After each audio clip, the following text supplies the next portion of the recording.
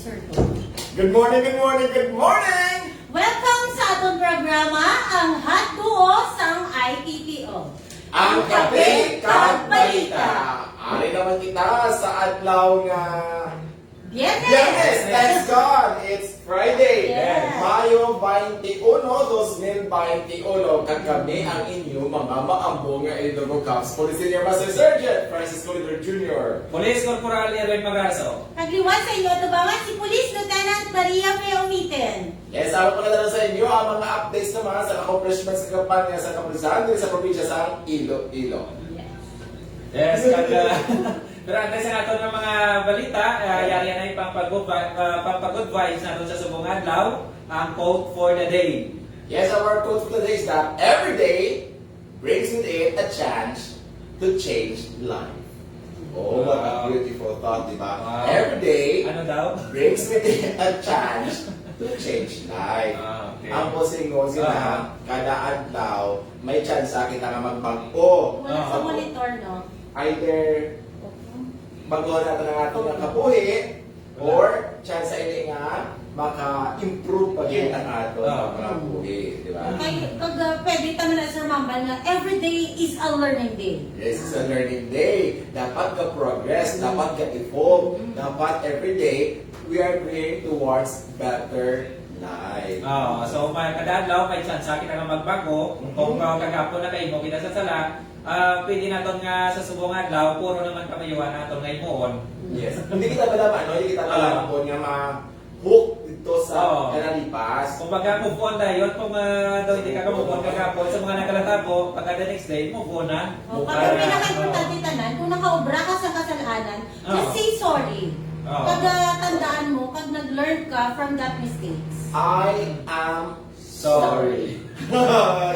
Samantala kami na sa mga dapat itakaw sa ato ng programa kami kagbalita, pero at least na siguro gusto na kitang yun ang mga nagpadalin sa pagsuporta sa silang programa. Of course, si Tatay Joe Tutanes dira sa Kagbangoton, and of course ang Churros Boys, yung kinapangunahan ni Chris Tutanes, no? Under pa sa quarantine sa buong si Chris Tutanes magulan ng uli no? Kag of course ang atong dira nga mga sponsors sa atong make-up, kag lipsticks, si Ma'am Jenny Ong, kag si Ma'am Alaza, no? Thank you so much. Of course, ang sponsors ang kape, wala sa iwan, kundi ang atong nga Provincial Investigation and Detective Management Unit sa pagpanguna ni Police Lieutenant Colonel Remy Alabare. Yes. Speaking of PIDNU family, ang Abra PPO are also watching dyan. Police Lieutenant Jake Joseph.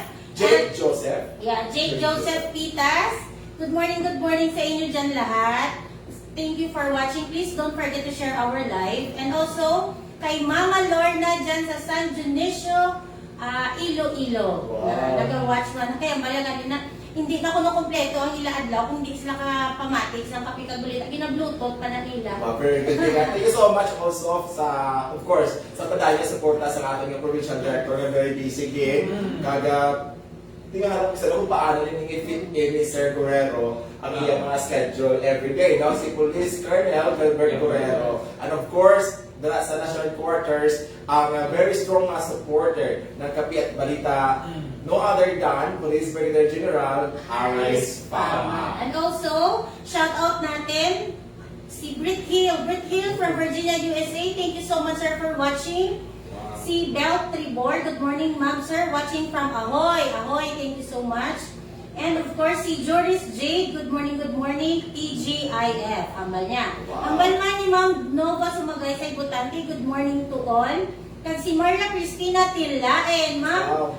Good morning, thank you for watching. Diba wala si Ma'am naman balik na, but again, we are very sure nga si Robby sila si Mama Tilain. No? Kaya of course, si Ma'am Nova sa mag-aisa, ito timely permit nga ang Kape Kag Balita, mga off duties nila. Yes, siyempre ang Ahoy PNP PCR, thank you for watching. Si Christine Joy Branya Kundang. Wow. And also ang aton nga Banati PCR and PS. Thank you for watching. Please don't forget to share our live. And si Christine Joy Branya Kundag and Noel Bernabe. Of course, in a while, mag-asulod na sa atin mga on board na ang ating nga abyan dira sa Iloilo City Police Station 3. Wala sa liwan, kundi si Sir Joseph Kirante. Yes. Na Hindi, diretso lang tayo. Yes. Ano, siguro. Yun, nagkakaroon lang tayo ng technical glitch, pero hindi yan, hindi Sila may natin interaction siguro- kami or Interrupted. Oh, interrupted. Interrupted man. direct interrupted man? Wala. O, hindi interrupted ang ako niya. Videos, yeah. Sa sang aton nga RLTDD ining integrated training program kung sa diin incorporate na sa sir incorporated na ang MRP or ining moral recovery program ang HR naton or ining human rights kag ang aton nga GAT ang gender and sensitivity training ko ano na ni siya. So, you will serve also as trainer on that? No, pero tanan mandatory na ni siya sir may undergo sa tanan niya PNP personnel. Kanami actually let's wait. Has been Hi closed. na. Yeah, yes, resume na tayo. Yes. So kasadya lang namin. Oh, We have to hindi check siya from time to time because of the internet connections. But again, as we said, madamot kami sa balita ng ito. Sa inyo guys, pero samtang kung pasok pa internet, umpisa na natin ang aton nga resulta sa kampanya sa inyong mga Ilocos Cups sa diri sa probinsya sa Iloilo. Yes, kasi siguro interrupt because nakadamo sa aton ng mga viewers. Yes. na nagkatotok sa aton sa subong. Pero yari na ang aton nga mga may nitinit nga balita no, sa subong aga. Okay lang. So, mag-umpisa kita sa Banwasang Leon. May isa naman ka shooting incident, tinatabo kagabi sa Banwasang Leon, kung sa diin 12 gauge shotgun na naman. Oo, ang gingamit sa pagtiro sa biktima. Kag dead on arrival gate sa declared dra sa Banwasang Leon sa Rural Health Unit. Sa Leon, Lambunaw. O sa Lambunaw. Nasalala ko din nga nung headlines sa salana. Pero actually dito sa Lambunaw, sa Nalabo, sorry.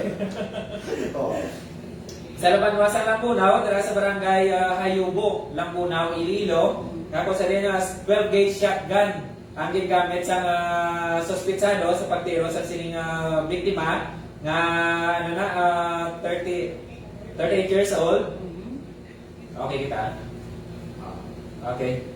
So muna no, sa padayong pagyapon nga ginayam sa Lambunaw PNP ang nasanggit nga suspitsado nga kung sa diin patal kini igo that's why nga dead on arrival gid sa nakalabot sa kay nigo kini nga sini nga dughan ang iyang dughan kay siyempre basta ni Lucy gani maka igo gani sa imo miracle na nga mabuhi ka pa.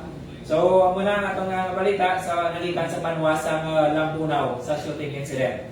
Kaya mo na gani sa liwat ginapanawagan namon ining aton nga uplantikal bala sa mga nagahupot sa mga armas dira please lang isurrender nyo na.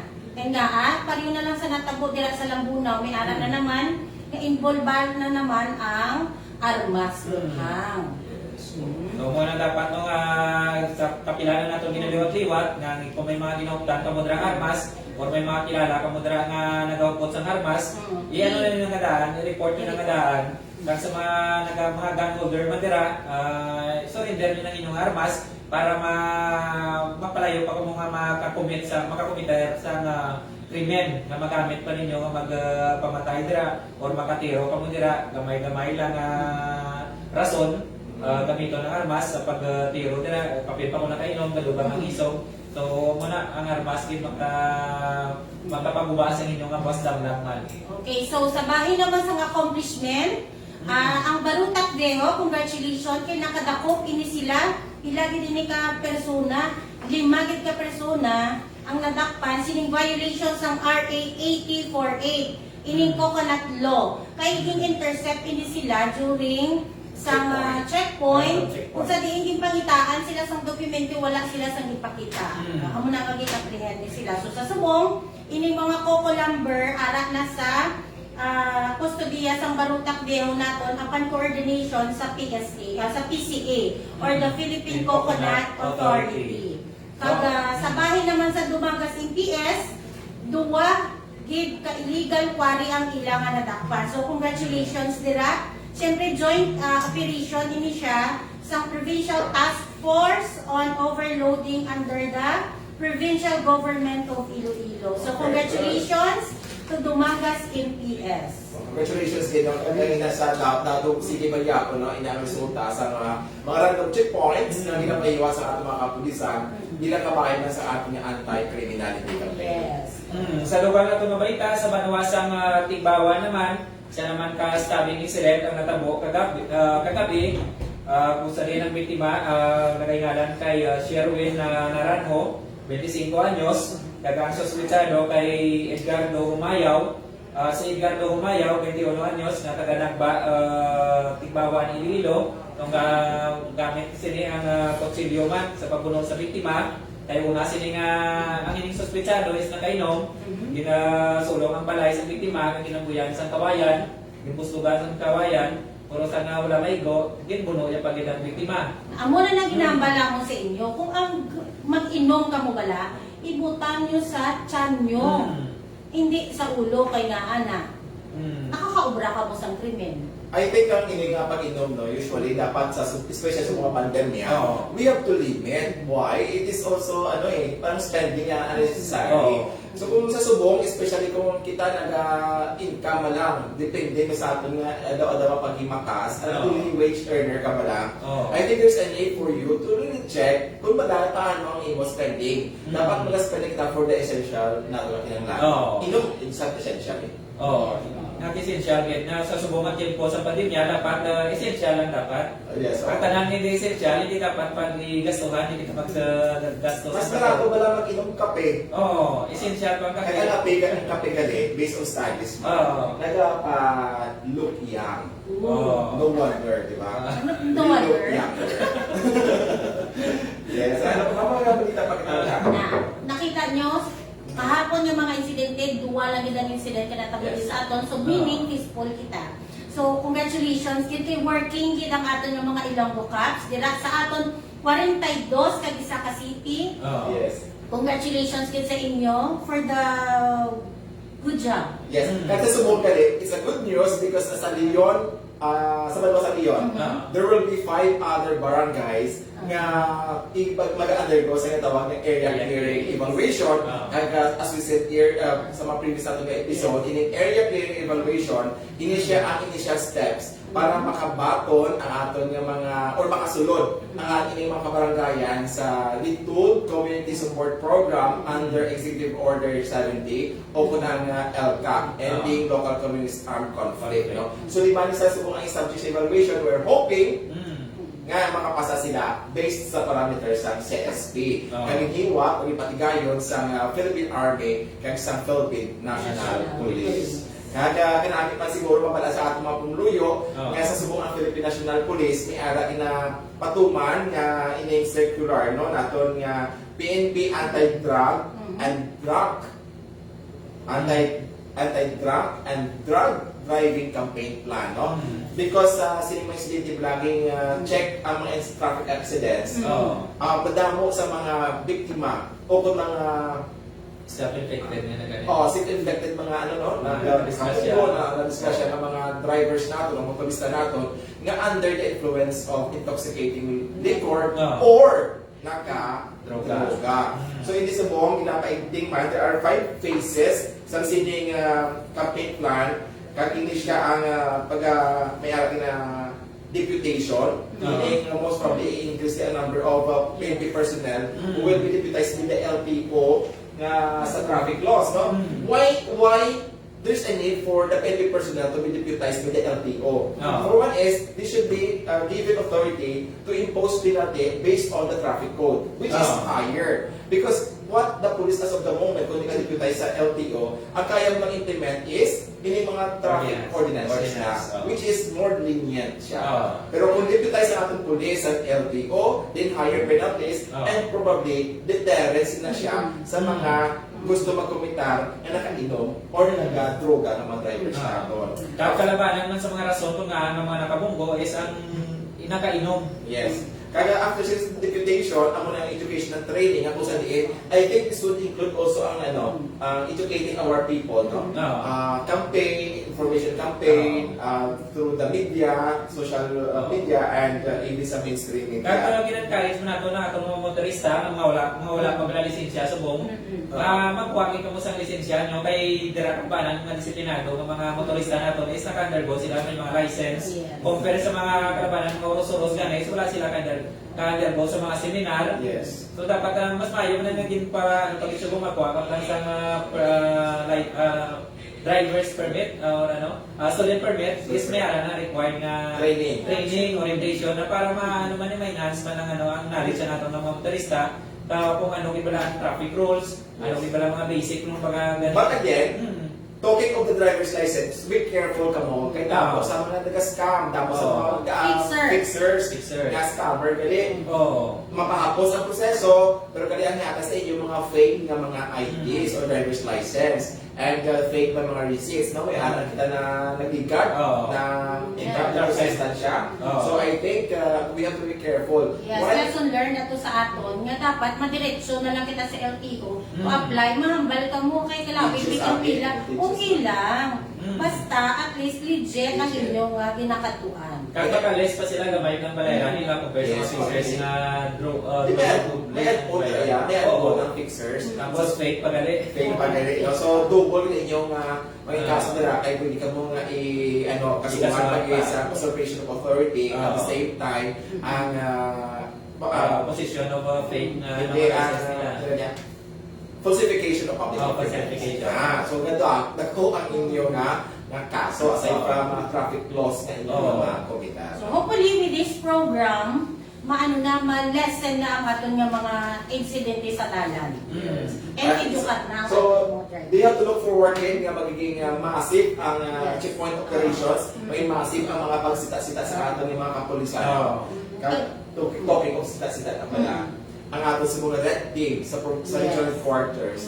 Regional. Nang unang red teaming, ano teaming na nagkakato ato mga officers sa mga station to check ang ilang readiness and all that. But this time, regional quarters na ginanaga lagaw. Lagaw with partnership sa local red teaming na. Yes, so that's why sa atong mga kapulisan dira, kag sa atong mga pumuluyo, buligan natin ng police station na dapat ma-maintain ang kalimpyo, kag mapanami man I do believe there's a need man na tamo abi kita sa mga police stations, especially hindi pa standard pa na. Yes. Or even standard ang pag-maintain sa police station, hindi lang isang police. I'm very happy to see ang inang ginaobra ni Sir Brian Alamo sa Kulase Antique.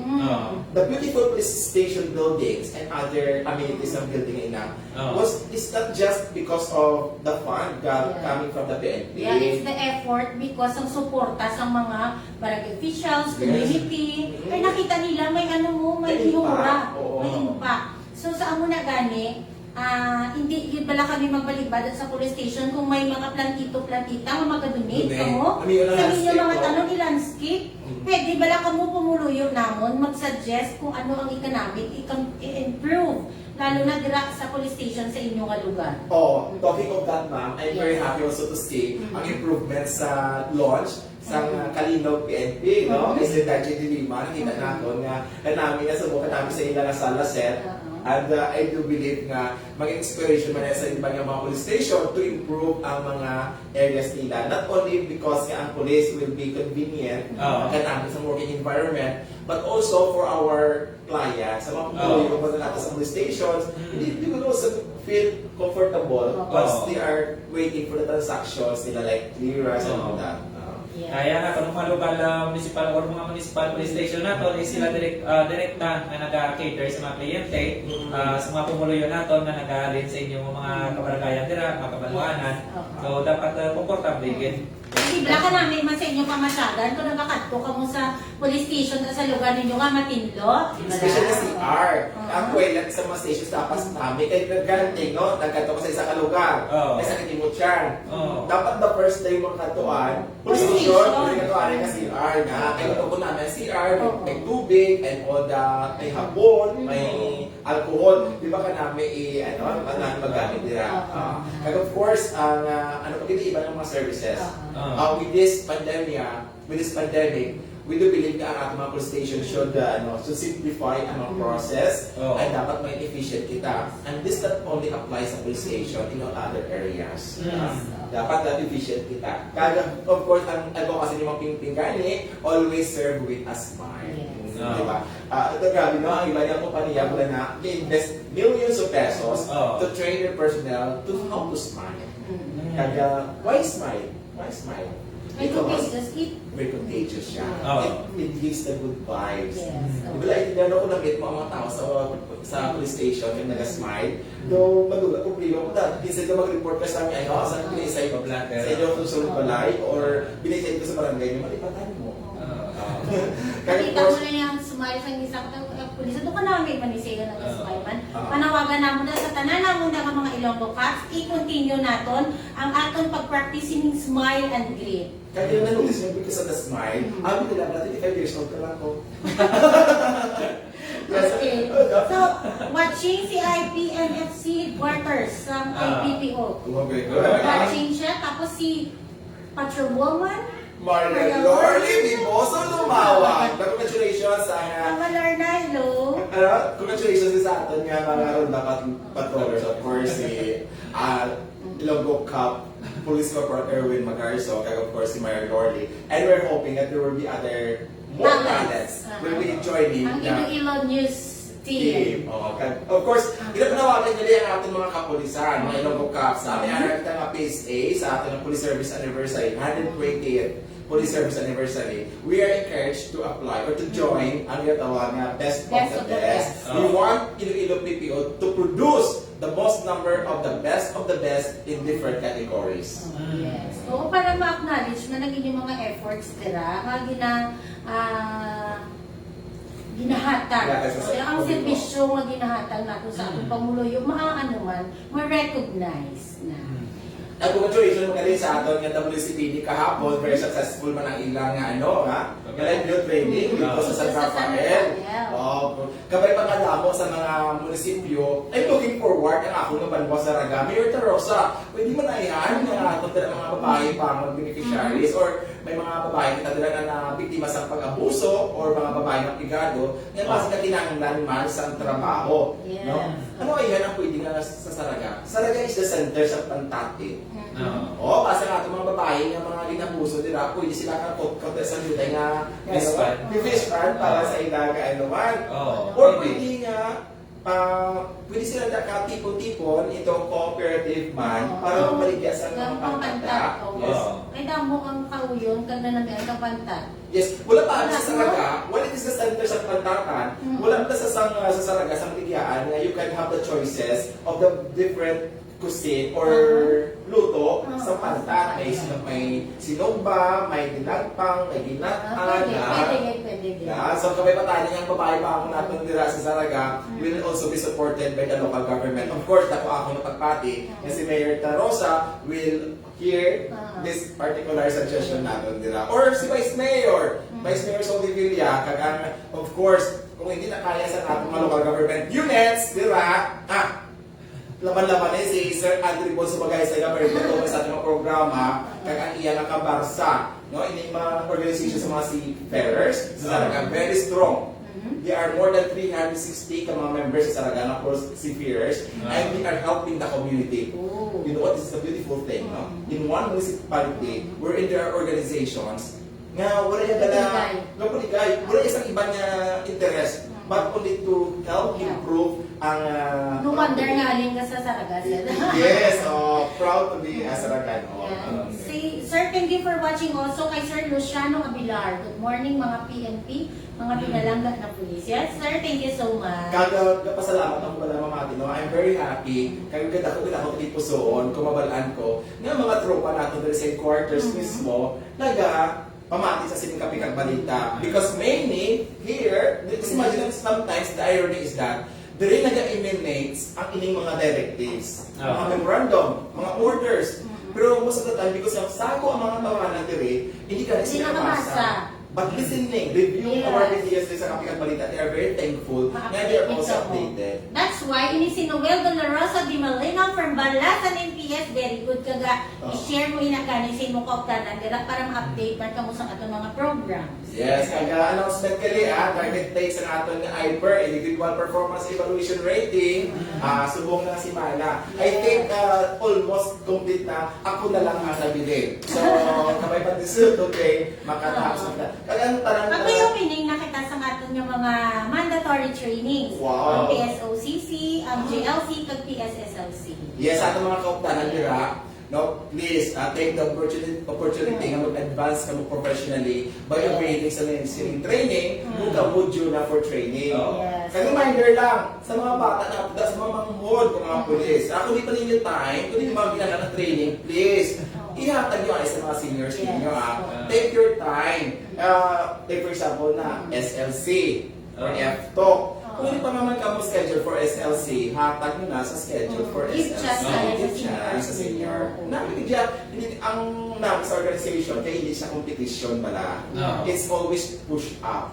If you push your seniors up, then about time will come, ikaw mo i-push up sa inyong mga juniors. Kagi nga pala mati natin ng mga komunidad, ang nga pumuluyon nato, nga kapamati, nga meaning, damo-damo training nga gina-undergo ang ato nga mga kapulisan, continuous learning na siya. Depende sa rangko. Kaya nila kasi makasulid ka sa pulis, duraan mo na gid lang na, no?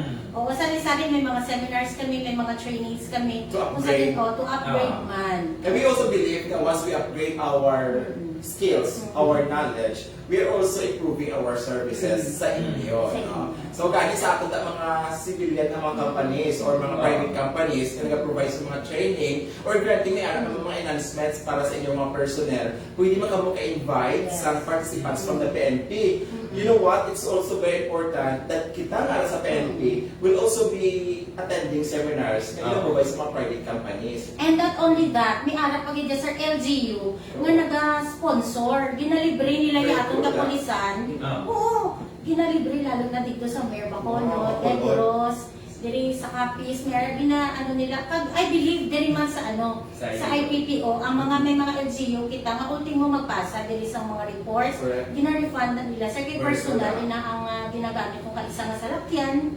Yes, we are looking forward with Jana as the local government, US, Brother Erwin, mag-allocate man sang fund to help support ang pag-upgrade sa skills and knowledge ng ating mga kapulisan. Yes. Kaya hindi nga improvement, ginatag man sa organisasyon sa Philippine National Police para pagin mapadasig pagin. Kaya hindi lang nga siling sa una nga crime lang kita, nga magtapos ng crime mag-intervene kita, kundi maging reactive kita na wala pa matabo at least na-prevent na natin. Yes, by the way, really, I'm an expert on customer service mga training. Basta kung may LGU nila na gusto sponsoran ng akong kape para makaprovide ng training, not only sa akong 10 members, but at the same time sa akong mga local government officials. No? For free. That will be my advocacy. Part sa akong personal advocacy sa Beyond Borders na mag-provide sa akong expertise on many areas for free. For free na siya. So, please avail that while supply lasts. Samtang ako pa sa organization, I'm offering my services para sa aton nga mga pumuluyo. At the same time, kahapon, good news, no? I was given a chance to speak before our 354 ka mga graduates sa basic recruit course ang class masinhi. What did I share with them? Hindi financial literacy sila. Because most of the time, na-misconstrued abi Ini mga nagsunod sa police, yes, we are privileged because we are loved by our President Duterte. We were given, nag-increase ato na salary. Sometimes, kung hindi natin properly na-manage any other resources, eventually, it will not work in our favor. Kaya it's so nice that early this stage, no, sa ating mga recruit dira, na na-isware natin sila to start investing para maging financially free sila. Like Abi, kung ikaw Abi, financially free as 10 members, you can always work with peace of mind. So, hindi kaya mag-worry pala. Tapos sa mga pulis natin, natin, may pila na itong pulis because na overload.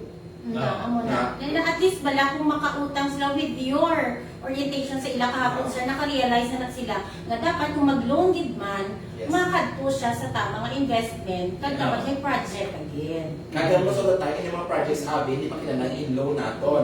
Pwede man na i-save naton, and then kung may enough na kita ng kapital, only then that we will start our business. Even yung pagbaka sa mga motorcycles. No. No? Ang motorcycle, for example, ang namin na brand mo sa mga ano na pala, ang tawag na mga bago na, let's say 110,000 What is 110,000 sa mga pulis natin nga initially nag-receive sa 37,000 pesos? That's only about 10 months of savings. Makuha ka 5,000 sa salary mo para 15 ka 30, that's 10,000. After 11 months, you have 110,000.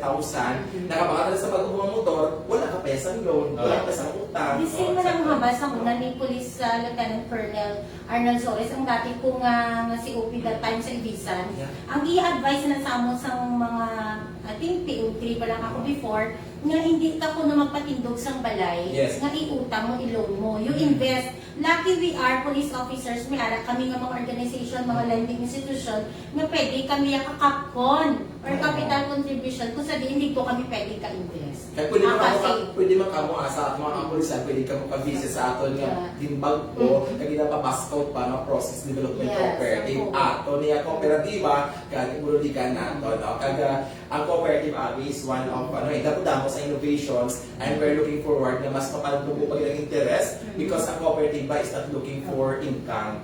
We're looking to help our members nga kakinahanglan sa financial support. Yan.